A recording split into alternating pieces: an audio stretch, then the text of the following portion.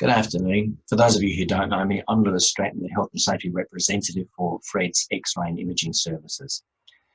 I'm concerned about the condition of our radiation shielding aprons. Over the years, they've been folded and handled and they've begun to fracture. This allows pinholes of light and therefore radiation to come through the protective layer of those aprons.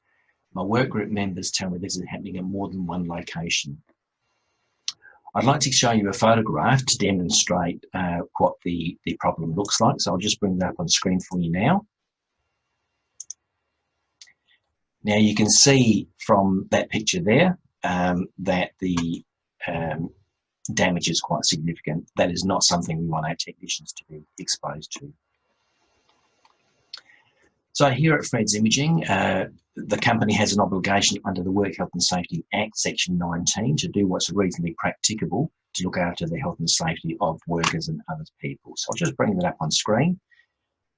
So it's this idea about worker safety and public safety in the same part of the legislation. Chapter 3 of the Work Health and Safety legislation is something that Fred's Imaging also has to comply with. Chapter 3 tells you how risks in general should be managed. So they need to be identified, they need to be assessed, they need to be controlled with reference to the hierarchy of controls, and they need to be reviewed for effectiveness and maintained while they're in place as well. So those obligations are significant, and Fred's must comply with the legislation in that regard. There's also a how to manage health and safety risk code of practice that provides further guidance, which is useful in terms of managing risk in the workplace. It's true that the design of our imaging facilities provides some protection through physical partitions, but it's important that PPE is fit for purpose as well.